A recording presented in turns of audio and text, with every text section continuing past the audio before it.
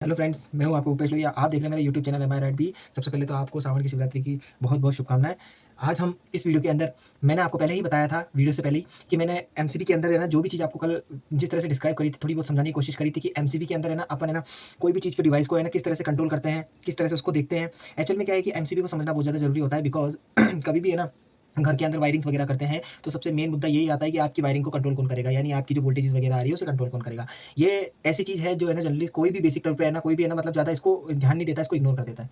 उसका रीज़न ये है कि आप बहुत सारे कंट्रोल के स्विचेस आते हैं, बहुत सारी चीज़ें आ जाती है, जैसे फॉर एग्जांपल एक खुद स्विच ही आ जाता है, या फिर उससे थोड़ा सा ऊपर जाऊँ तो आइसोलेटर्स वगैरह आ जाते हैं और ये सब चीज़ें आ जाती है ना। और बाकी डीपी स्विचेस वगैरह आ जाते हैं। लेकिन एक्चुअल में होता क्या है कि एमसीबी को लगाना बहुत ज़्यादा इंपॉर्टेंट है। उसका कारण क्या है? उसका कारण सबसे ज़्यादा ये है कि इमेजिन करिए कि है ना, जैसे मान लीजिए कि आप अपने घर के अंदर हीटर चला रहे हैं। अब हीटर चला रहे हैं तो आप हीटर की लाइन को सीधा अपने मेन स्विच के बोर्ड पे लगा देते हैं। अब आपने मेन स्विच के बोर्ड पे लगाने के बाद में आप मेन कंडीशन पता है क्या होती है? मेन कंडीशन ये होती है कि आपका जो हीटर होता है वो ज़्यादा एम्पेयर रोटेट करेगा, मतलब खींचेगा। अब ज़्यादा एम्पेयर जब वो खींचेगा तो ऑब्वियसली बात है आपका जो सॉकेट होगा ना वो तो सिर्फ 5 से 6 एम्पेयर का होगा। अब अगर कम एम्पेयर की रेटिंग पे ज़्यादा लोड लगाओगे तो ऑब्वियसली बात है आपका सॉकेट स्विच खराब ही होंगे। तो इसलिए अपन क्या करते हैं, इस चीज़ से ये जो सॉकेट आपका जो खराब हुआ है और बीच में वायरिंग वगैरह कुछ जलती है, उस चीज़ से बचने के लिए सबसे बेस्ट तरीका है बीच के अंदर एमसीबी लगा दें। देखो आज मैं आपको सिर्फ माफ़ कीजिए, थोड़ा गला खराब है। हाँ, मैं आज सिर्फ़ और सिर्फ़ आपको है ना एमसीबी के बारे में थोड़ी बहुत बातें बताऊँगा, क्योंकि रियल जो इसका प्रैक्टिकल होगा वो मैं आपको वर्कशॉप के अंदर बताऊँगा। वर्कशॉप के अंदर एमसीबी कैसे ट्रिप करती है। ट्रिप करने के लिए मुझे क्या करना पड़ेगा? शॉर्ट सर्किट करना पड़ेगा और शॉर्ट सर्किट बनाना पड़ेगा।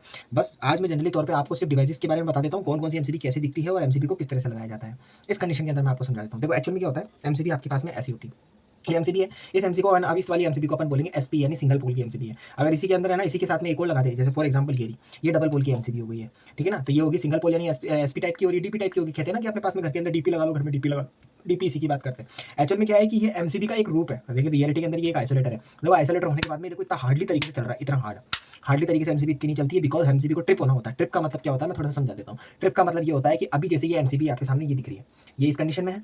अभी ये ऑफ है, अब मैं इसको करूंगा ऑन। ऑन के लिए मैंने इसको ऊपर कर दिया। जैसे ही ऊपर करा तो इसका मतलब ये ऑन कंडीशन में हो गई, यानी ये सप्लाई को आगे भेज रही होगी। लेकिन जैसे ही इसके पास में फॉल्ट आएगा ना, फॉल्ट आने का मतलब हो गया हैवी करंट फ्लो होना ना, जितनी एम्पियर की है उससे ज्यादा करंट फ्लो हो जाना, या फिर फेज न्यूट्रल का भिड़ जाना। उस कंडीशन में क्या होता है, ये नीचे की तरफ में ऐसे ट्रिप हो जाती है और ये ऑटोमेटिक ट्रिप होती है। इसके लिए क्या होता है, फेज न्यूट्रल को आपस में भिड़ना पड़ता है। अब एक्चुअल में होता क्या है एमसीबी जो होती है ना वो कंपनी के अकॉर्डिंग और क्लास के अकॉर्डिंग डिसाइड होती है। अगर आपने लोकल कंपनी की कोई है ना एमसीबी उठा ली नॉर्मली तौर पे 70 मतलब यानी जैसे जैसे फॉर एग्जांपल 60-70 रुपीज़ की 80 रुपीज़ की खरीद ली, और उसकी कोई गारंटी नहीं है, बस वो एक ऑपरेट है, बस वो चलने की कंडीशन में आपको चला देगी। अगर उसके अंदर सेंसिंग कॉइल जो होती है इसके अंदर, वो सेंसिंग कॉइल आपकी ठीक से ऑपरेट नहीं करी ना, आप इसके अंदर है ना जितनी एम्पेयर की आप लागो उससे 10 गुना भी एम्पेयर से फ्लो करा दोगे ना, तब भी ये ट्रिप नहीं होगी।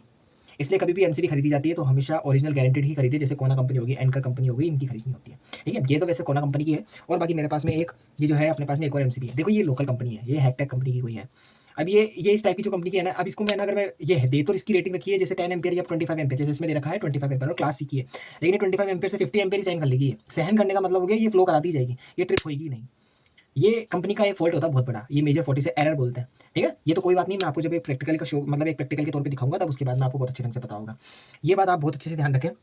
घर के अंदर जो बेसिक जो चीज़ें होती है ना, जिसके अंदर वायरिंग्स हो गया या अपने अपने पास में है ना केबल्स हो गया, केबल्स की वायरिंग कनेक्शंस हो गया, और खासकर में एमसीबीज डिस्ट्रीब्यूशन बॉक्स होता है उसके अंदर फॉल्ट आ जाता है तो उसको कैसे ढूंढते हैं, ये सब चीज़ें है ना आपको जनरल तौर पे पता होना चाहिए। अब जैसे मैं आज का एग्जांपल ले लेता हूँ। आज है ना जैसे फॉर एग्जांपल मेरी आईटी के अंदर क्या हुआ था, एक मेन डिस्ट्रीब्यूशन बॉक्स है 3 यानी 200 एम्पियर का लोड। वो 200 एम्पियर का बॉक्स जो था ना उसका एक फेज में प्रॉब्लम आ गई थी। फेज में प्रॉब्लम ये आई थी कि उस एक फेज के ऊपर है ना अप्रोक्सीमेट है ना 200 एम्पियर से ज़्यादा लोड पड़ गया। इसकी वजह से क्या हो गया, वो फेज के अंदर फॉल्ट आ गया और उसके जो कॉन्टैक्ट है ना फ्यूज वाले, वो फ्यूज के पॉइंट जल गए। मैं उसकी फोटो में आपको बताऊंगा, उसकी मैं क्लिक करूंगा और मैं आपको शो करूँगा इसके अंदर। तो इस तरह की फॉल्ट्स आते हैं ना तो इनको अपन रिपेयर कर सकते हैं आसानी से। बस ये मेजर चीज़ें अपन को ध्यान रखनी चाहिए। एक्चुअल में क्या होता है कि बिजली की चीज़ों के बारे में थोड़ा-थोड़ा अपन को है ना मतलब बेसिक स्ट्रक्चर अपन को उसका बिजली का पता लग गया, यानी जो भी सप्लाई का सिस्टम है, तो फिर उसके बाद में क्या होता है ज़्यादा प्रॉब्लम नहीं आती। हाँ, बस सेफ्टी प्रिकॉशंस रखना बहुत ज़्यादा ज़रूरी है। सेफ्टी इसलिए ज़रूरी है क्योंकि आप कभी भी कोई भी वायर के ऊपर किसी पे भी काम करो, काम करते टाइम तो आप बहुत ही बढ़िया ढंग से ब्रिलियंट हो, काम करने में बहुत एक्सपर्ट हो, तो जल्दी-जल्दी काम करोगे। तो जल्दी-जल्दी काम करते टाइम पे हमेशा ध्यान रखना होता है, कुछ वायर्स ओपन हो जाते हैं, वायर की टेपिंग वगैरह खुली हुई होती है, तो उस कंडीशन में हाथ लग जाता है तो झटका लग जाता है। अब चलो ठीक है 230 वोल्ट का तो नॉर्मल झटका होता है, वो तो आप नॉर्मल तरीके से सहन करके शॉर्ट करके छोड़ दो। लेकिन इमेजिन करो किसी आप डीसी सप्लाई पे काम कर रहे हो, या फिर इमेजिन करो 450 वोल्ट पे काम कर रहे हो, उस कंडीशन में बहुत हैवी फॉल्ट आता है, मतलब हैवी करंट का झटका लगता है। इस कंडीशन के अंदर क्या होता है, मेंटली अनस्टेबल कंडीशन वाली हो जाती है, जिसमें बेहोशी हो जाती है। और बेहोश होने के बाद में एक बार है ना जब है ना अनकॉन्शियस हो जाता है ना इंसान, तो उसके बाद में अगली बार हिम्मत नहीं जुटा पाता उस काम को वापस करने के लिए।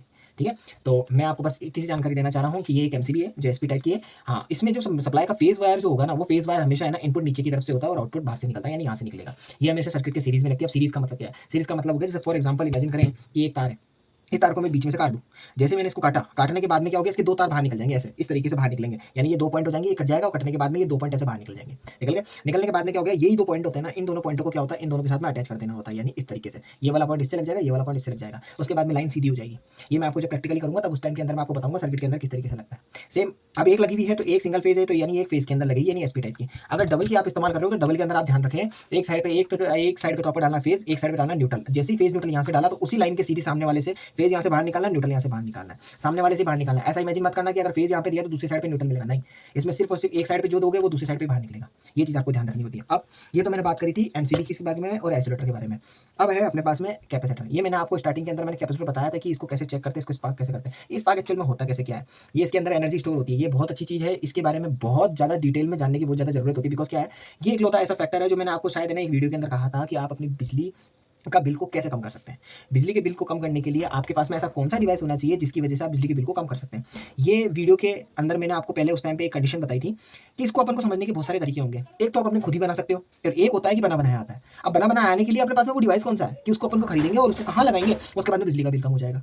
तो ये मैं आपको धीरे-धीरे अपने पास में अगली वीडियोज़ के अंदर बताऊँगा और बहुत ही बढ़िया ढंग से बताऊँगा, क्योंकि क्या होता है, इसको अगर मैं ना आपको डायरेक्ट तरीके से बता दूँ और आप इसको है ना अप्लाई करोगे ना, डायरेक्ट करने की कोशिश करोगे, कहीं पे भी लगाने की कोशिश करोगे ना, उल्टा क्या होगा कि आपकी एनर्जी को ये स्टोर करने के बाद में क्या होगा, हेवी करंट फ्लो करवा देगा और उसके बाद में क्या होगा, आपका सर्किट खराब हो जाएगा। यानी सर्किट का मतलब कोई बोर्ड वगैरह में आप लगाओगे तो बोर्ड वगैरह की प्रॉब्लम हो जाएगी क्रिएट। लेकिन बोर्ड के अंदर किस तरीके से लगाना है, इसके वायर्स को किस तरीके से लगाना है, वो सारी चीज़ें मैं आपको मेजरली तरीके से बताऊँगा। ठीक है?